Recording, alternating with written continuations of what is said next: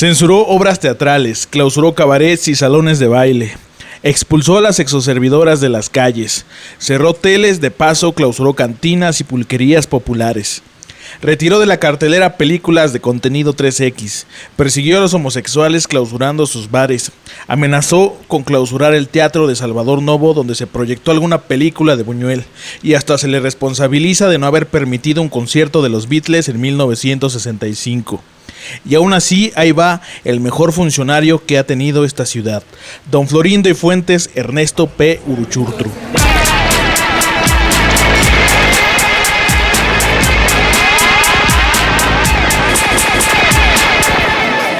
Bienvenidos, bienvenidas y bienvenides. Desde la muy noble y leal Ciudad de México, saludando al respetable, yo soy el Padre Santo y como de costumbre en compañía de Fray Sebastián de la Cruz y el señor Cortés, y en esta ocasión nos encontramos en los Cuatro Haces, aquí muy cerca de Ciudad Deportiva en Troncoso número 543 en la Magdalena Mixhuca para contar algo que sucedió aquí a la vuelta. Reverencia Santísima, ¿qué tal? ¿Cómo se encuentra este día? Acalorado, Fray. Muy acalorado, nefasto el clima en la ciudad, imposible de sobrevivir en él. Hasta siento que es martes y me dieron ganas de tomar. Sí, no. Pero bueno, aquí la labor no puede dejar de realizarse simplemente porque el clima no nos beneficia. Y pues bueno, pues cuéntenos, padre, más de dónde estamos el día de hoy. Bueno, pues es una cantina de la que no soy particularmente fanático, pero se adecua mucho a ciertos temas que queremos tocar el día de hoy. Y pues bueno, lo de siempre, algo de botana, algo de bebida y pues una atención aceptable. Una cantina que además pues era muy, muy típica y muy local para la gente de la Magdalena Mixhuca, casi justo al lado de una salida del metro del mismo nombre. Y que en los últimos años ha ido hacia arriba, ¿no? Una cantina que no tenía una muy buena fama, ni una muy buena imagen, y ahora es un imperio de venta de alcohol dentro de Mixhuca. Abre todos los días, desde 11 de la mañana hasta 12, y sí, bueno, eso oficialmente y sinceramente hasta después el horario, ¿no? Bastante recomendable, se ha vuelto muy famosa en estos últimos años, sobre todo después de la pandemia. Así es, y pues si quiere venir a festejar su cumpleaños ya sabe dónde, es una opción, si está al oriente de la ciudad. Y pues bueno, ¿qué le parece, Fray, que me va dando los pormenores del señor del que vamos a tratar el día de hoy? Bueno, pues precisamente vamos a hablar de un gran personaje de la historia del siglo XX de la Ciudad de México, de la historia política. Estamos además en este lugar, en los Cuatro Haces, porque está muy cerca de una de sus grandes obras, la Ciudad Deportiva de la Magdalena Mixhuca. Y sin más preámbulo, pues al respetable le estamos hablando del señor Ernesto P. Uruchurtu, que fue el jefe del departamento del Distrito Federal, mejor conocido como el regente de la ciudad, por allá de los años 1952 a 1966. 14 años. 14 años gobernando la Ciudad de México. Me decía usted que es la persona que más tiempo ha estado al frente, ¿no?, de la ciudad. Sí, o sea, desde los inicios de la Ciudad de México, con tal vez excepción de algún tlatoani, desde la época de los virreyes ha sido la persona que más tiempo ha gobernado la Ciudad de México. Nunca se ha visto algo igual una vez más. Un hombre que nació en Sonora en 1906 y falleció ya hasta 1997. Igual tal vez aclararle al respetable que me parece que hasta el 97, ahorita igual me corrige si es que estoy diciendo sandeces, Fray, pero antes la designación del jefe del departamento o distrito federal era una designación directa y de confianza desde la presidencia. Y pues se acostumbraba que la persona en cargo estuviera mientras estuviese el presidente que le encomendó este cargo, y pues después llegaba otro presidente con su gente y pues se cambiaban. Uruchurtu tiene una historia que ya les iremos desdibujando que lo hace permanecer tanto tiempo en el cargo, Fray. Sí, tiene toda la razón. Justamente hasta 1997 el presidente de la República designaba al regente directamente. Y los ciudadanos del Distrito Federal o de Ciudad de México no podían elegir a su gobernante. Y es justo en el 97 cuando ocurre este gran cambio, cuando gana Cuauhtémoc Cárdenas por primera vez la jefatura de gobierno. Pero en efecto, Uruchurtu fue inédito en esto porque Fue elegido por 3 presidentes continuamente para desarrollar este cargo, iniciando el 52 con Adolfo Ruiz Cortines, permaneciendo un siguiente sexenio con Adolfo López Mateos y finalmente, aunque no acabó el sexenio, duró un par de años dentro de la administración de Gustavo Díaz Ordaz, y todo esto al parecer, pues no, sí, por un lado por una muy buena administración de la ciudad, pero por otro lado como por un privilegio presidencial de pues dejar a ciertos funcionarios como herederos de su antiguo gobierno, y que esto, bueno, llegó hasta justamente a Gustavo Díaz Ordaz.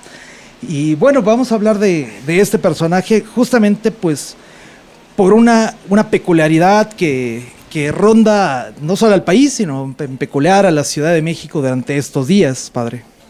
Y bueno, pues vámonos adentrando en el tema, Fray, ¿le parece bien? Sí, y empezando por decirle al respetable, bueno, habíamos traído una serie de capítulos en que hablábamos acerca del espectáculo, de la diversión en la Ciudad de México, y que parecería que hubiera un corte con esa narrativa de esta temporada, pero creo que todo lo contrario, padre. Pues sí, igual me parece también pertinente recordar que en distintos capítulos salta el nombre de Uruchurtu por una u otra razón, teniendo que ver, pues justo en su mayoría con ciertas acciones que son un poco escandalosas. Y bueno, recordarle al respetable justamente que si vamos a hablar de Uruchurtu en esta ocasión es precisamente porque se acerca la elección de la jefatura de gobierno de la ciudad, y pues bueno, qué mejor que recordar a uno de los más famosos que gobernaron la ciudad para fomentar esta reflexión acerca de hacia dónde queremos llevar la ciudad, a quién deberíamos de elegir. Creemos que puede ser una gran ocasión para tocar este personaje, que como dice, ha sido un recurrente que aparece por ahí en distintos capítulos de este proyecto. Y pues bueno, ya nada más para finalizar ese comentario, invitarlos a salir a votar este 2 de junio. Infórmense, decidan bien, participen, y pues esperamos que esto los aliente, ¿no?, a adentrarse un poquito y a entender por qué es tan importante. Aunque no lo parezca, no nada más es alguien que está ahí a cargo cobrando un dinero y repartiendo permisos, ¿no? Hay casos en los que sus decisiones hasta la fecha influyen, y bueno, hablando ya en el tema, pues justamente el señor Uruchurtu es nombrado en el 52 por Ruiz Cortines, y bueno, la primera gran encomienda que tiene Uruchurtu es el manejo del agua.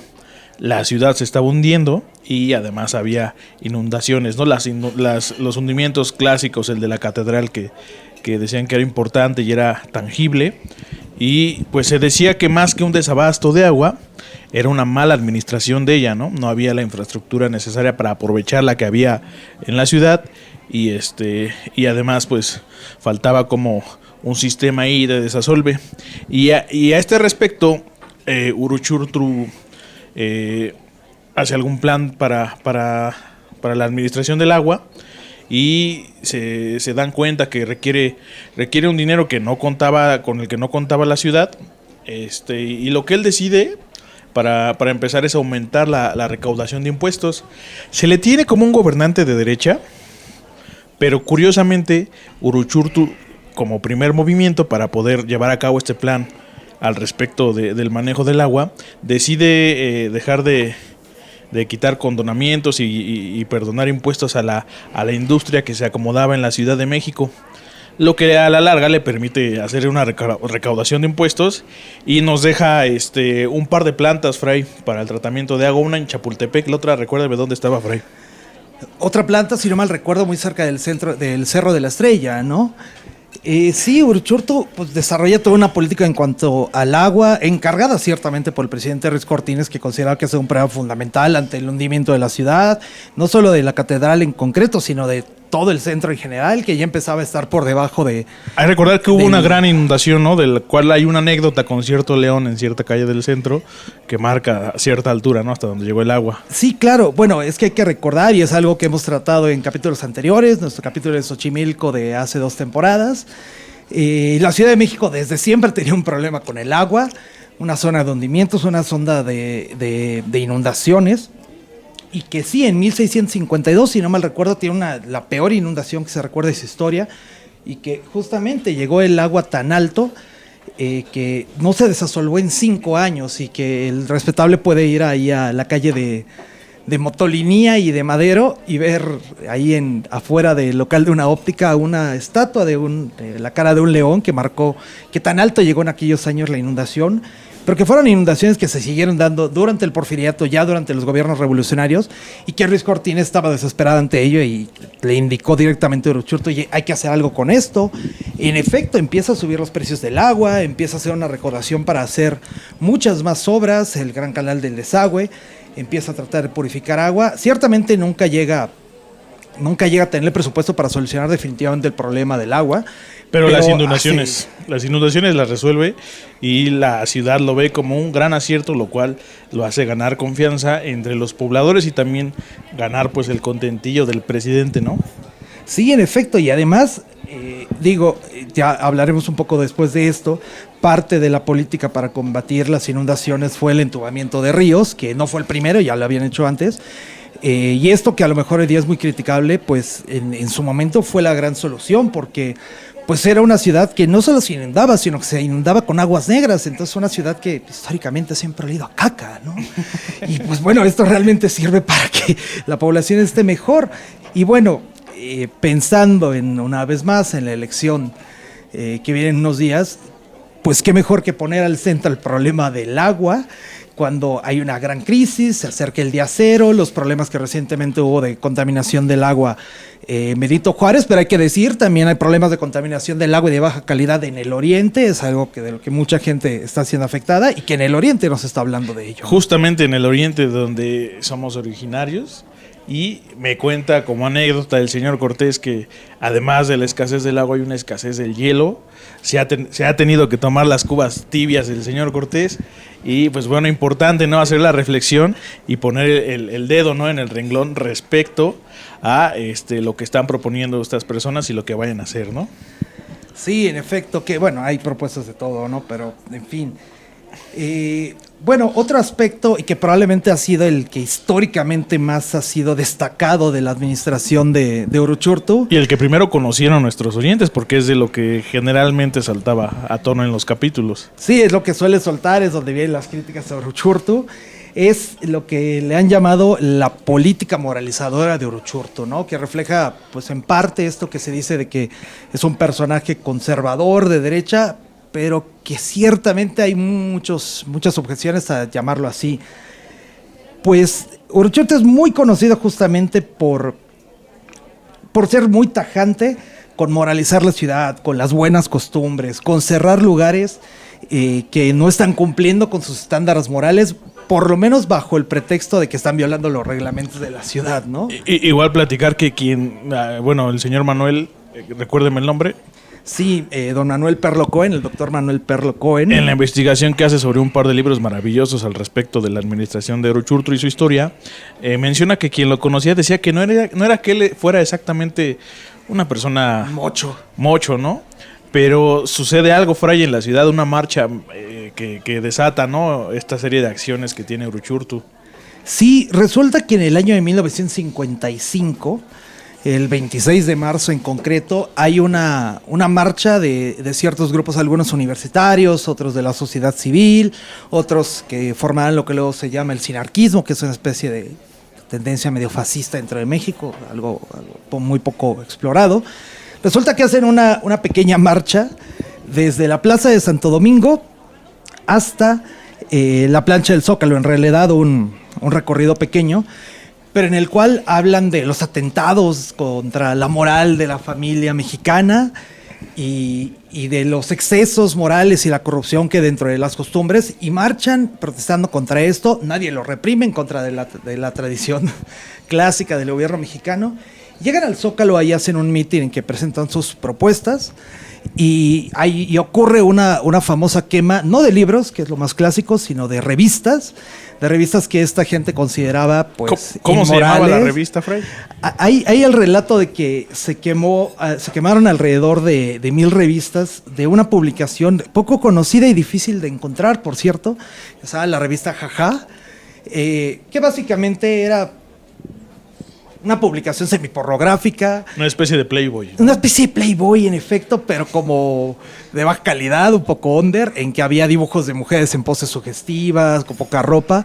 Y bueno, esta serie de personas hacen una pira, queman todo esto, aquel año de 1955 en el Zócalo, y al parecer esto es como el primer brote de esta política moralizadora. El detonante, ¿no? El detonante.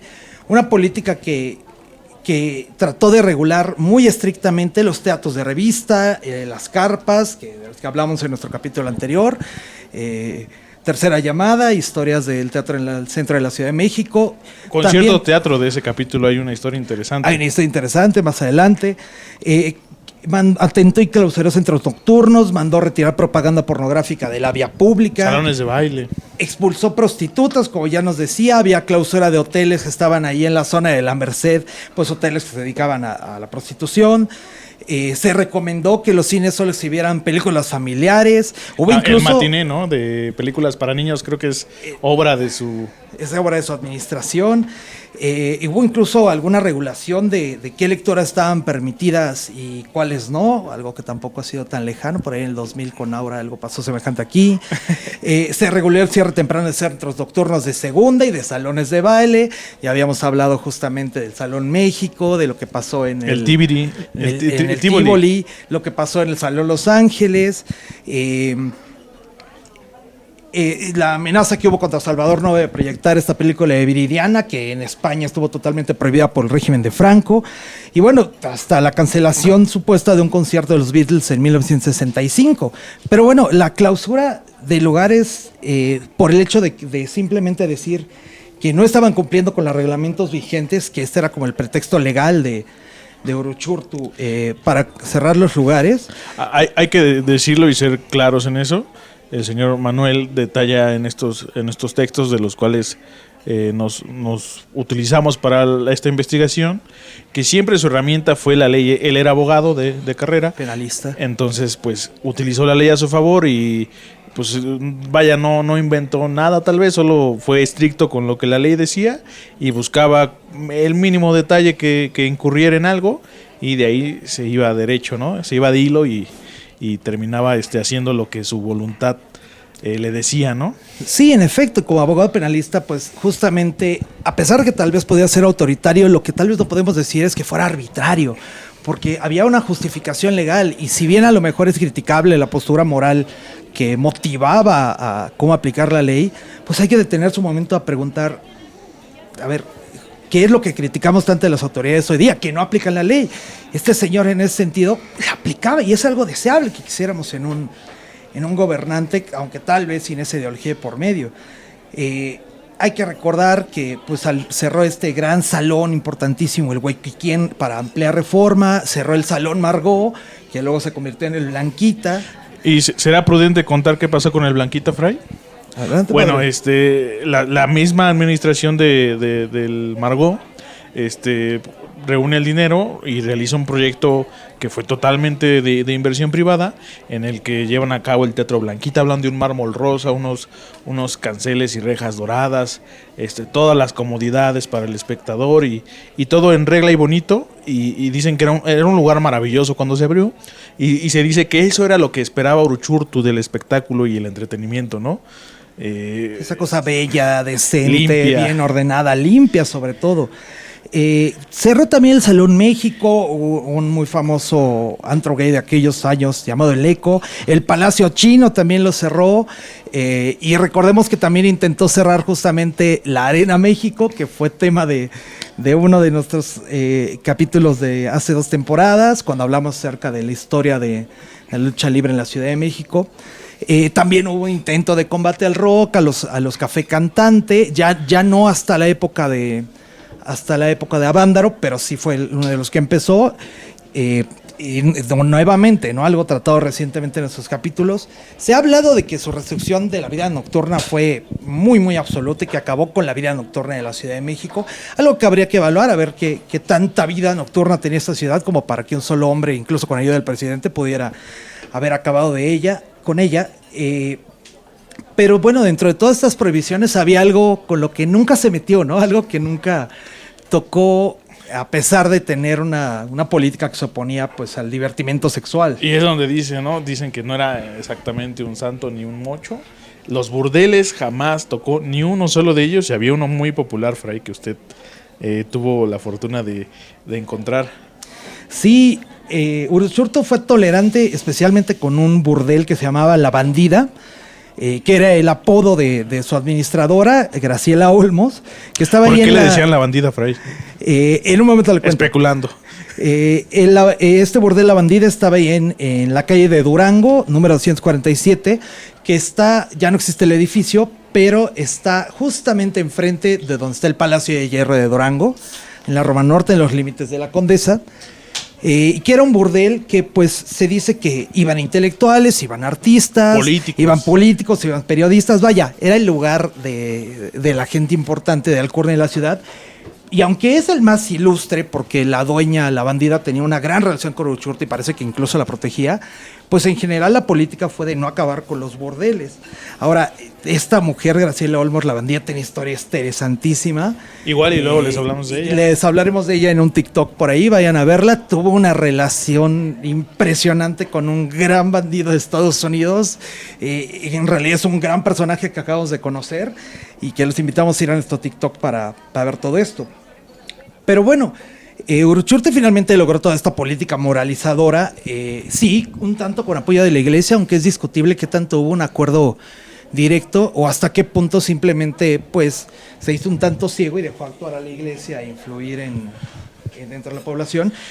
Se dice que se le encomienda, ¿no? Y hay, por cierto, cierta evidencia de su apoyo y mutuo con la iglesia. Parece que él expropia, ¿no?, los predios donde se construyen los jardines contiguos a la basílica. La basílica, la renovación antes de la nueva basílica. Y tal vez sería importante recordar cierto hecho de lo que dice Uruchurtu al respecto, que la ciudad no se entiende sin tres lugares. Sí, en alguna de sus grandes frases decía que la ciudad no se podía entender sin la Basílica de Guadalupe, sin el bosque de Chapultepec y sin el Zócalo, sin el centro histórico de la Ciudad de México. Y bueno, simplemente para cerrar, había como una especie de brazo ciudadano, una asociación civil que surgió de la Iglesia Católica del país, que era como el brazo moral de Uruchurtu, el que detectaba cuando estaba bien y tal vez pasaba el pitazo para que fueran sobre eso. La Legión Mexicana de la Decencia, que también ya se ha mencionado en algún capítulo, y que especialmente el gobierno de la Ciudad de México, del Departamento del Distrito Federal, le entregó especialmente la censura del cine, ¿no? Eran los que decían que se podía ver o que no. La Liga Mexicana de la Decencia, en fin, es un gran capítulo de la historia también del espectáculo y de esta cosa rara moral que trae Uruchurtu en la ciudad, ¿no? Pero bueno, hablando de este combate contra el entretenimiento que hacía Uruchurtu, creo que es momento de los comerciales. Tenernos un poco, ¿no? Pues en efecto. Vamos haciendo una pausa ahí. Y bueno, esta temporada en la que casi por inercia llegamos a tratar temas sobre el entretenimiento, que me parece interesantísimo. Vamos a recomendarle al respetable algunos lugares cercanos aquí a la zona del Oriente, para que, bueno, en especial uno de ellos, ¿no?, que habla de cierto entretenimiento que no es del conocimiento de toda la población y que justamente en la administración de este presidente ha tomado una fuerza impresionante y ha recibido una inversión como ningún otro presidente la ha tenido, y es el Harp Helú. Sí, el estadio Harp Helú, justamente dentro de la ciudad deportiva que creó Uruchurtu, donde juegan precisamente los Diablos Rojos, ¿no?, del béisbol. La verdad es una recomendación excelente para que el respetable se vaya a entretener y acceda a lo que es el entretenimiento en el oriente de la Ciudad de México, pues en un lugar que, si bien el Harp Helú no existía en la época de Uruchurtu, pues el predio deportivo donde el día de hoy está, pues es su responsabilidad directa, ¿no? Y bueno, hay un par de parroquias también por esta zona que me parece que son bellísimas. La de San Felipe Neri a mí me gusta muchísimo. Tiene una construcción que es curiosa por la acústica, que logra unas alturas impresionantes.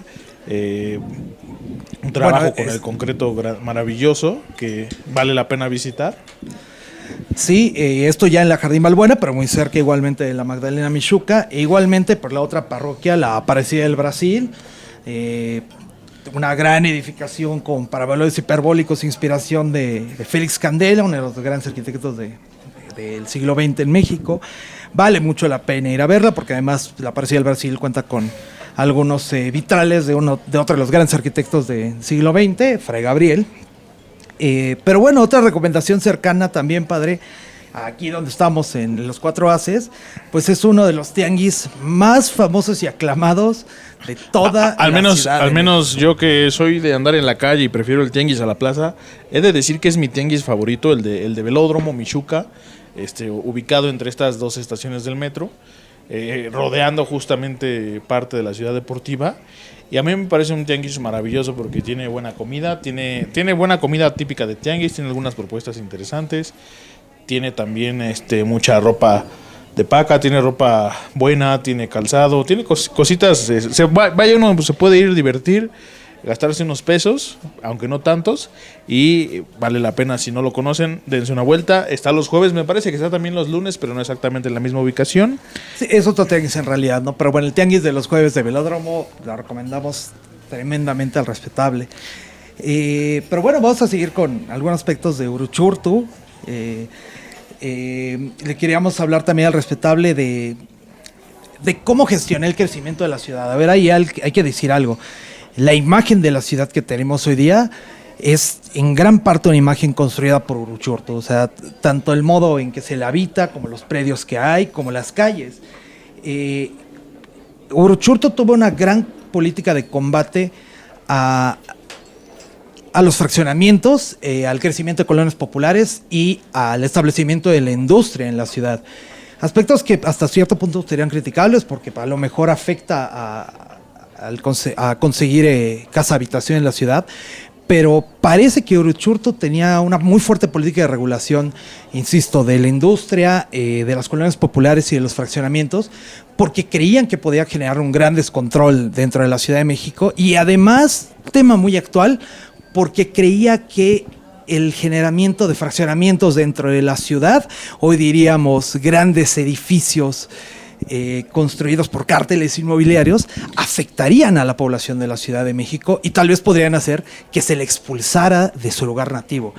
Un gran acierto de Uruchurtu, que creo que justamente sería algo muy recomendable y algo muy a combatir hoy día, viendo la situación de habitación que tenemos y además también el combate a la industria que tenía tanta promoción dentro de la ciudad.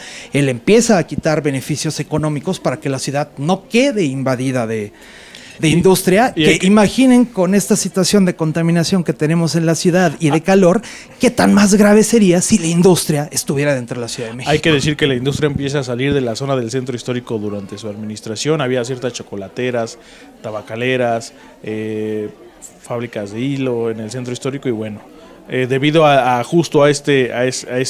empezar a imponer impuestos, a quitar condonaciones, pues empieza a ser menos atractivo poner industria en la Ciudad de México y se empieza a delegar a la zona de Catepec, por ejemplo. Sí, se va hacia afuera de la ciudad, que digo, ello también tiene como consecuencia, por ejemplo, la refinería de Tula, que es la que nos friega que esté tan fuera de la ciudad y que es la que finalmente nos sigue fregando. Hay que hablar que también, por ejemplo, debido a esta política de no autorizar fraccionamientos, tiene que ver mucho con el desarrollo que tuvo Ciudad Neza y también con su hacinamiento, algo que también se le critica, ¿no? Como no encontraba la gente obrera vivienda en la Ciudad de México, pues tenía que retirarse hasta Neza y se vuelve la ciudad dormitorio, ¿no? Que dicen que fue durante su... Bueno, que hasta la fecha tal vez sigue siendo, ¿no? Sí, yo creo que sigue siendo. Pero bueno, dentro de la parte también como linda y bella y también más estética del gobierno de Uruchurtu está lo que le llaman su política de embellecimiento urbano, la promoción del espacio público, la promoción del deporte. Uruchurtu tiene un muy gran impacto con esto porque si bien por un lado con la política moralizadora lo que quiere es controlar las costumbres, tiene idea de que esa gente que va a estar controlada de algún modo, pues necesita esparcimiento y necesita no solo ser reprimida, sino reconducida hacia mejores modos de vida. Y de ahí que pues empiece a rehabilitar parques y fuentes que estaban desatendidas por años en la Ciudad de México. Dicen que todas quedaron en funcionamiento, plantó gladiolas por toda la ciudad, de ahí el apodo de Florindo y Fuentes. O de Don Gladiolo. Sí, en efecto, Uruchurtu, creó muchos parques, los llenó de flores, pero además también hubo otro apodo que que tuvo don Floripondio, lo cual justamente también nos habla de la gran abundancia de esta mística planta que hay por toda la Ciudad de México, que uno la puede encontrar, estirar la mano y jalea un floripondio, ¿no? Pero bueno, o sea, desarrolló el espacio público, creó muchos parques, rehabilitó los que había, con el objetivo de que pues la gente pudiera vivir dignamente, tener espacios donde esparcirse para no caer en el vicio y estar gastando su dinero. Igual quisiera, bueno, tal vez ya es momento de decirlo, la remodelación del Zócalo, que hasta antes de eso tenía, bueno, pues una serie de jardines y había ciertos comerciantes en los portales de los mercaderes. Primero retira a los comerciantes y tiempo después, me parece que ya es durante la administración de Adolfo López Mateos, si no tengo mal el dato. Sí, en efecto. Remodela el Zócalo y se convierte en la plancha preciosa que es hoy en día y que sirve como espacio para las ceremonias cívicas, para dejar convivir al pueblo con los gobernantes en épocas importantes. Y no solo eso, igual reitero que considerado un gobernador de derecha, a mí se me hace muy interesante que esta plaza del Zócalo se vuelva también un punto importantísimo para la cantidad de protestas que ha habido desde su creación hasta el día de hoy en ella, ¿no? Sí, bueno, y todo esto ocurre en 1958, la renovación de la placa de la Plaza del Zócalo, que la convierte en la estética que tiene hoy día. Por cierto, algo anexo a esto, dentro de esta renovación del Zócalo, Uruchurtu es el responsable de los alumbrados monumentales que tenemos hoy día para las fiestas patrias y para Navidad. O sea, también es un aporte que no sabemos que viene de él, pero que ha impactado dentro del Zócalo de la Ciudad de México. Por ahí había una cita, Fray, de algo que él decía que necesitaban los ciudadanos para apreciar su ciudad. Bueno, si no mal recuerdo, decía que justamente, o sea, necesitaban este tipo de espacios públicos bellos de los cuales pudieran apropiarse.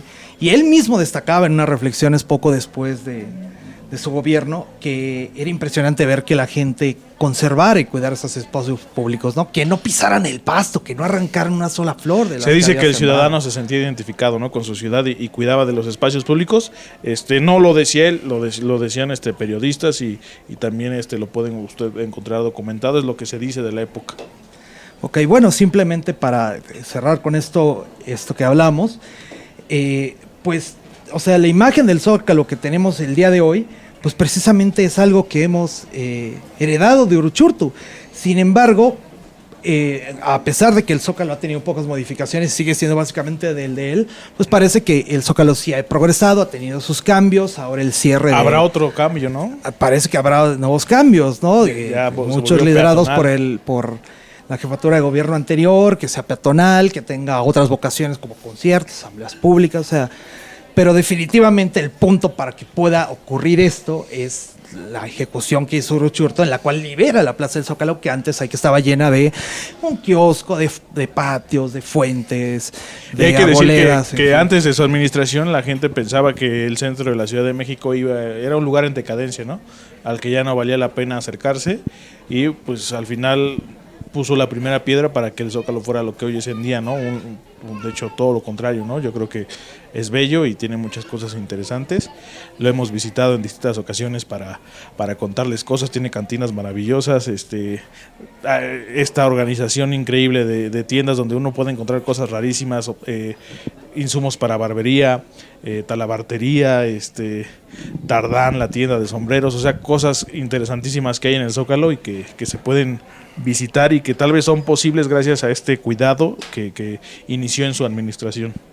En efecto, padre, o sea, estamos ante un gobernante de la Ciudad de México de seguro de muchas dimensiones y que hay que seguir revisando, pero que definitivamente no puede ser opacado simplemente porque tuvo una política de moralización que hoy nos parece bastante criticable, sino que hay que rescatar todas las otras buenas cosas que nos dio a la ciudad y que ya quisiéramos que muchos de los que gobiernan la ciudad hoy día estuvieran a esa altura, porque además creo que para cerrar con toda la exhibición de los virtudes de Uruchurtu, sería bueno recalcar, padre, usted nos decía que parece que era una persona bastante íntegra, ¿no? Que no hay documentación de que haya... En esta investigación que hace el señor Manuel para la realización de estos dos libros, que tienen por nombre Uruchurtu, el regente de hierro, 2 tomos, él dice que la revisión de documentos que encontró no halló una sola evidencia que estuviera relacionada a actos de corrupción, no había empresas constructoras que se relacionaran con él, no había concesiones de transporte a su nombre o la de sus familiares. Y tal vez un dato más interesante, en el Titanic hay la historia de un mexicano que cede su asiento a una mujer embarazada y con un bebé, una mujer con un bebé, y esta mujer se salva.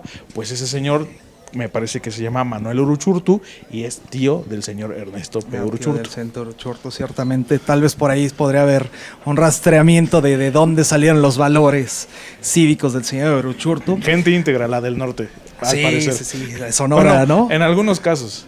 Por ahí hay un bandido de apellido Villa que no me cae tan bien, pero bueno. Pues bueno, padre, pues con esto pues vamos cerrando.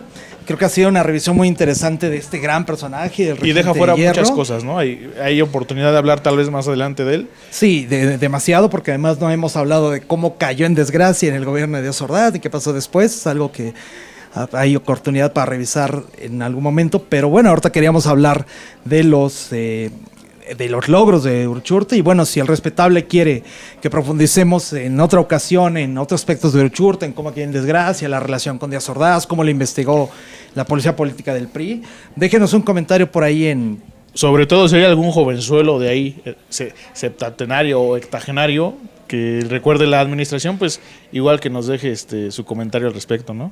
En efecto, padre, y pues nada más recomendarle al respetable que nos siga en nuestras redes sociales, en Instagram y en TikTok, como aquí a la vuelta.podcast. Hemos estado creciendo y subiendo cosas en TikTok y bueno, hay varios puntos que se quedaron aquí en la lista que vamos a subir en TikTok próximamente. Les invitamos a que nos sigan, a que también nos sigan en Spotify para oír el podcast e igualmente en YouTube. Y suscríbanse y déjanos algún comentario, díganos si les gustó, háganos alguna pregunta, recomiéndenos. Prevénganse desde el viernes, porque recuerden que en época electoral hay veda de alcohol.